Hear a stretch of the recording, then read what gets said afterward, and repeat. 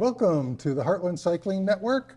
And for today, we've got a very special guest, Julie Borer, with the Prairie Bloom Cycling Club and Race Team.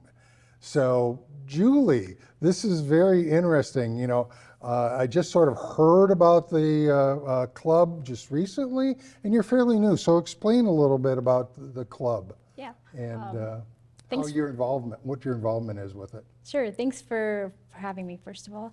As you mentioned, we are actually a fairly new group. I think we started off in around 2020. I think I went to my first crit race right around that time, and that was my first exposure to seeing actual cycling teams in action. Okay. I didn't really realize that we had much of any of that. And you're talking about the Tuesday night crits. Yeah, the Tuesday night crits. Okay.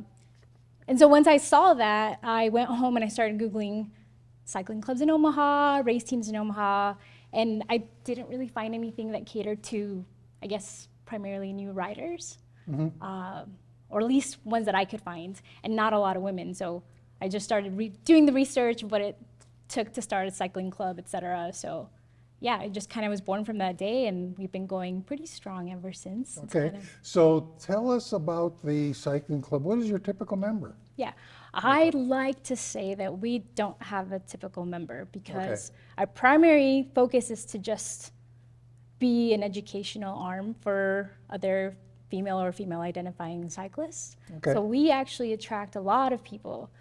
We have people that have been racing for 15 years, people that have been in other, big race teams. We have people that just started, just got a bike, or are coming back from, after having kids, are starting to ride back up again. So we're kind of all over the place, and I like that because I feel like with most cycling teams especially, they're mostly experienced riders or like very heavily into the cycling world, and we kind of have a little bit of everything, which is what makes us think a so little that your start was maybe racing, but that doesn't mean that's all you do. So actually the racing part came second. Oh, really? Yes. Okay. The cycling club started first. Okay. I mean, originally I wanted the racing team first, but then I realized it didn't make a lot of sense that I'm brand new, I've never raced or been on a race team, so it didn't quite make sense. So yeah, the cycling club came first, and then once I saw that there was enough interest from other girls in joining, and as we started to ride together and kind of get stronger together,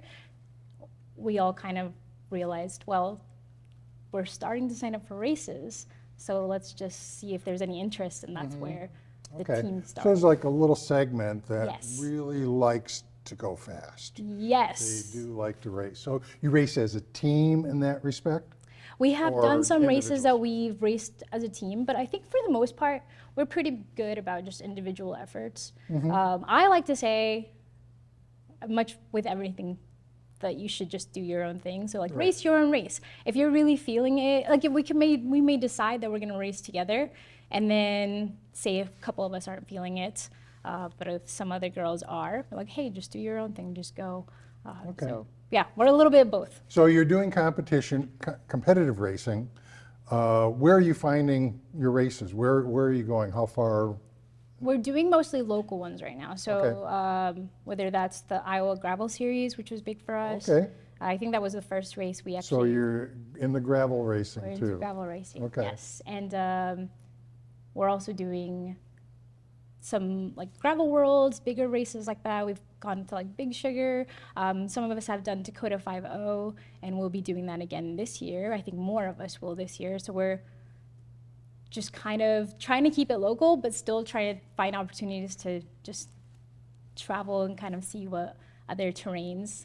My first time, I think, racing out of state was a Big Sugar. So that would have been last year, October, and that was in Arkansas in Bentonville. Okay. So it was fun to see like their gravel versus our gravel, which is a lot scarier actually. Oh, is it? Okay. Yeah. Okay. Well, it's kind of interesting out in Bentonville, Arkansas. I mean, I know that there's some mountain biking down in that area, and there was actually the former CEO of Sam's Club. He actually did a show at one time called Business on Bicycles or Business on Bikes, and he actually would interview people. Not anything to do with Sam's Club, but he'd interview people while they're riding bikes around Bentonville. It was just very interesting. That sounds intense, Yeah, especially because the trails there and the gravel, and yeah, it's a little bit more technical. yeah. But we actually, so while we started first as road, and then we like segued a little bit more into gravel, we're, I think, trending more towards the mountain bike side. Oh, okay. So we've been taking some team trips to Bentonville, and we have more plans to go again this year for other races. Okay. So okay. we're trending in that direction. I think Well, I think the girls decided that they maybe it was just the consensus that we enjoy the off-road portion a little bit more. Okay.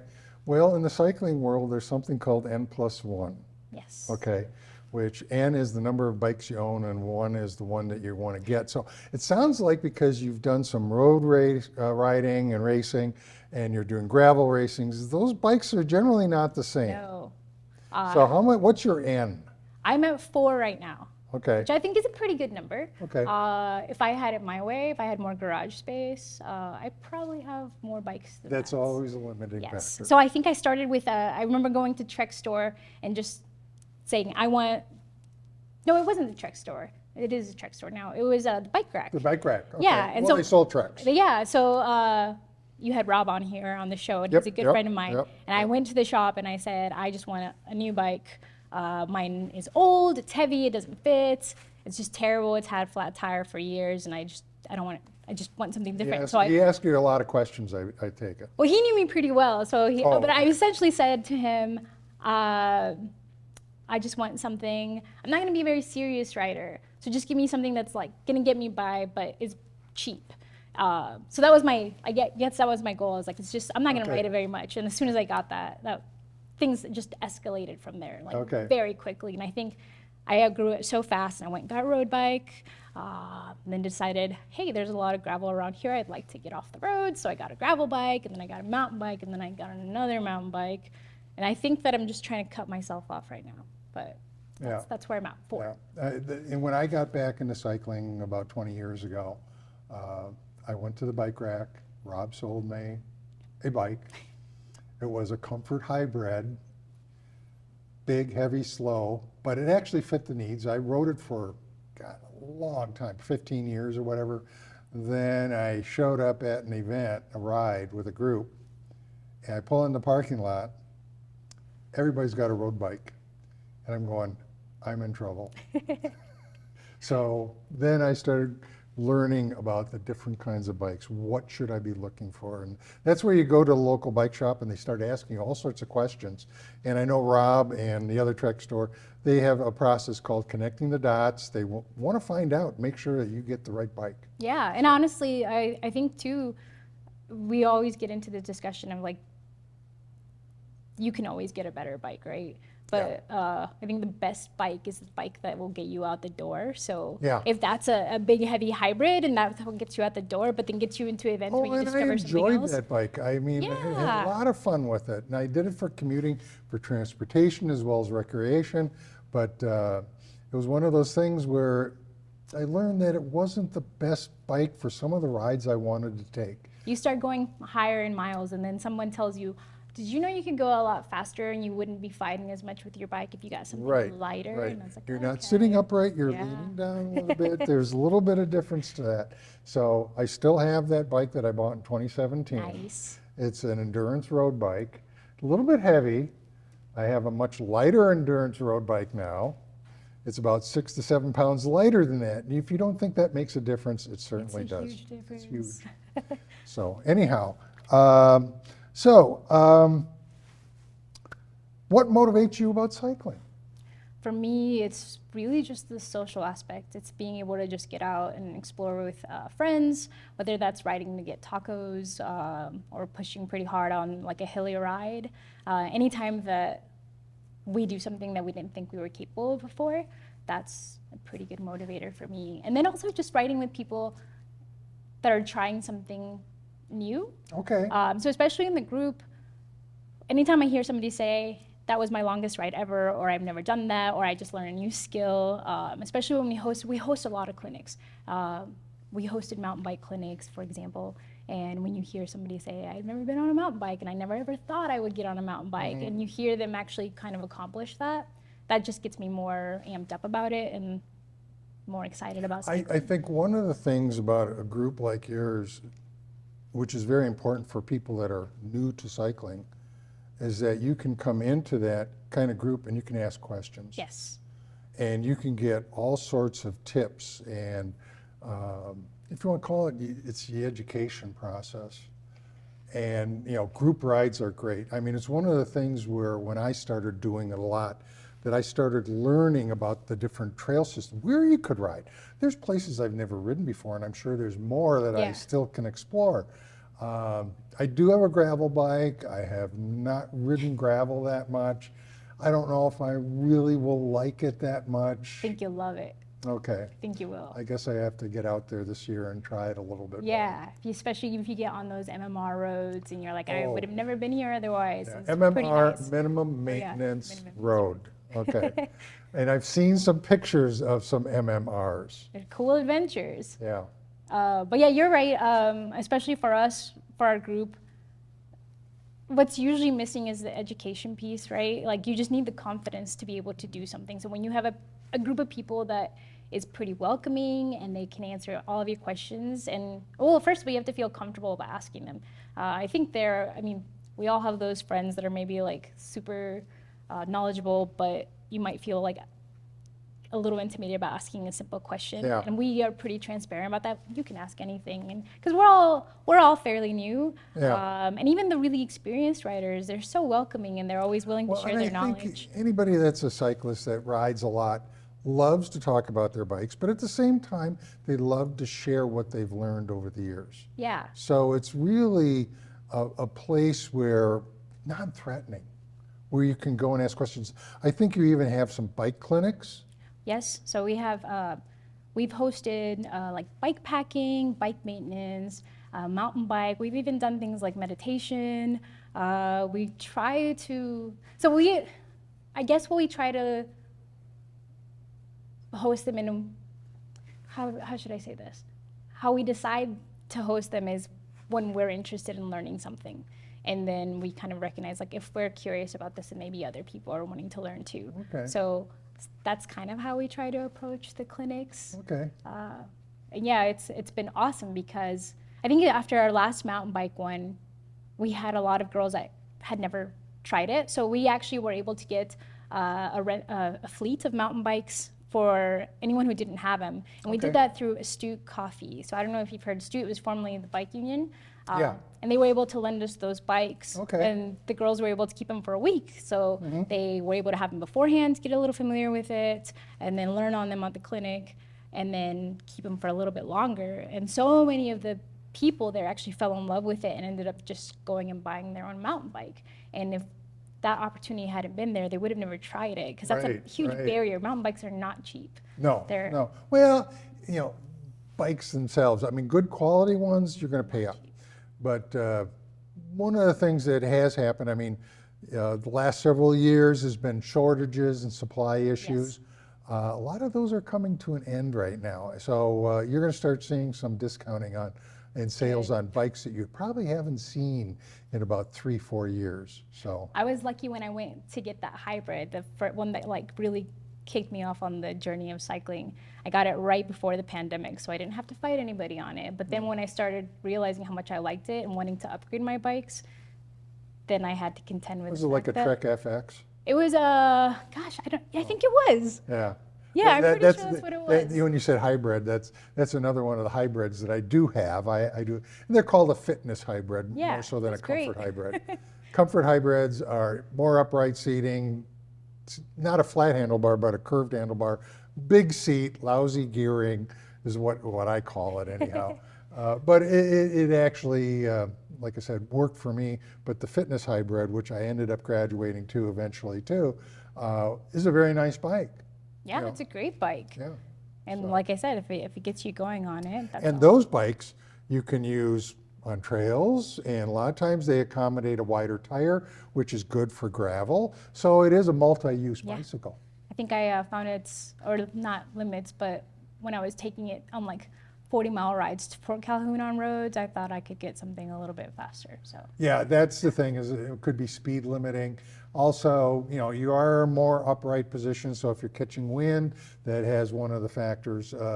But the other thing is, well, as we all learn in cycling, is a lot of times the stock seats that come with bicycles are not going to be the best one that you're going to ride with. changes And- out. Yeah, and I've noticed that with a couple of my bikes where I could do maybe 20 miles and I'm going, that's it, I can't do anymore.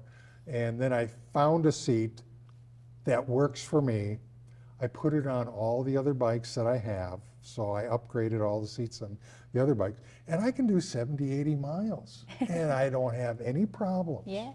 So, Bike fit is huge. bike fit is huge. I think when I first got my first road bike, I just rode it like after I set it up. Right. And I hated it. I was like, how can this expensive bike be so terrible? So then I had a bike fit, and then it was like magic. Okay.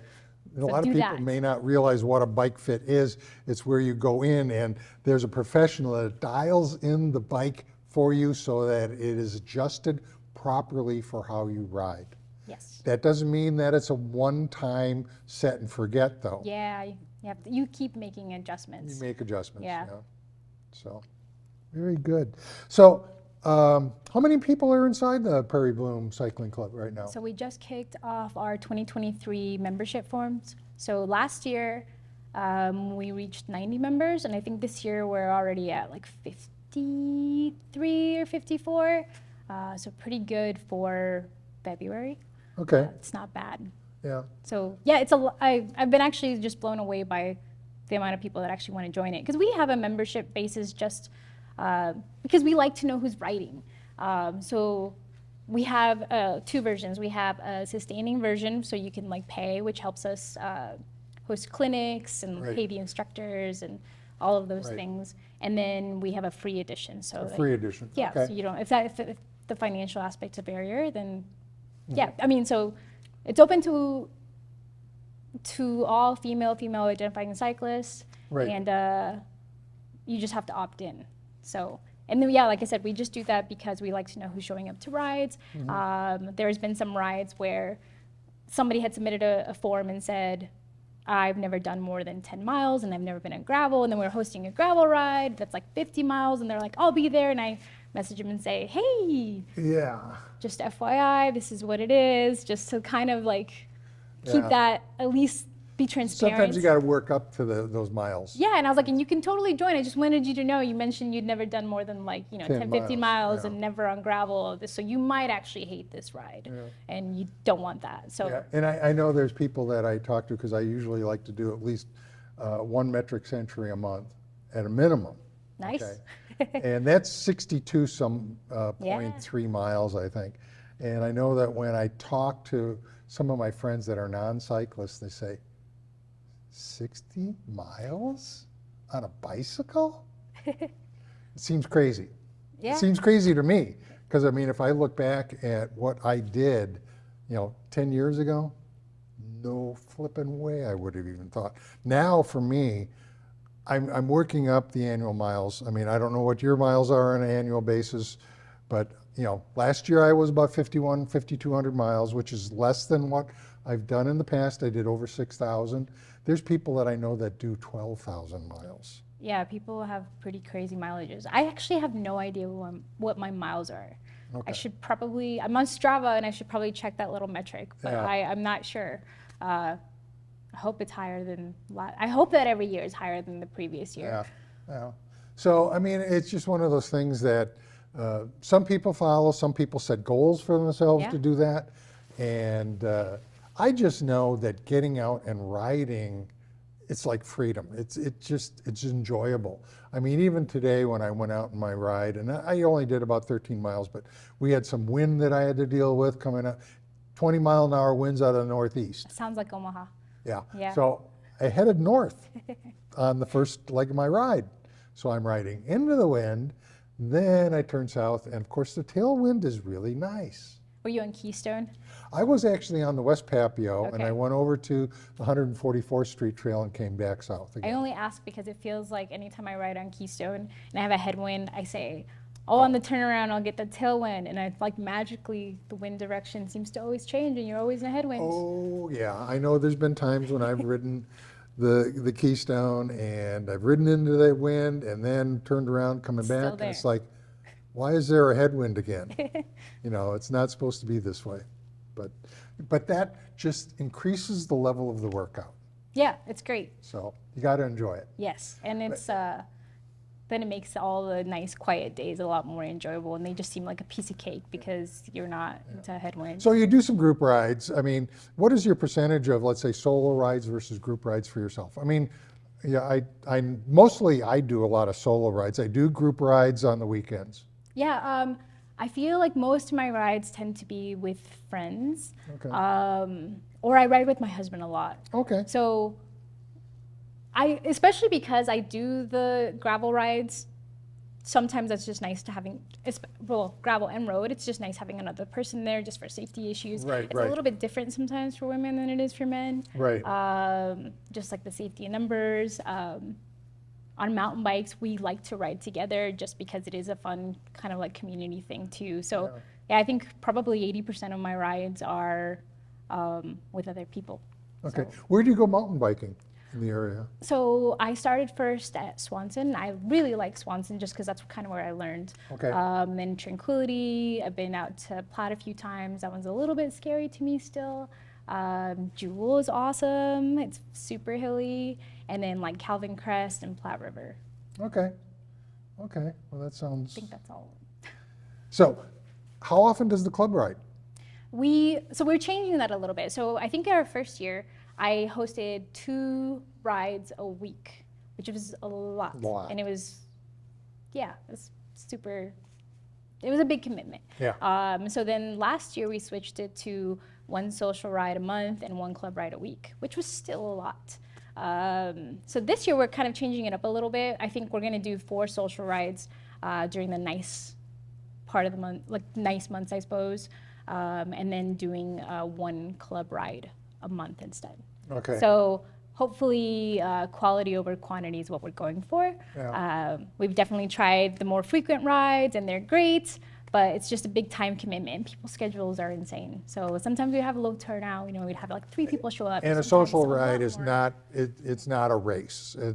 It's a social ride. No drop ride, I would assume.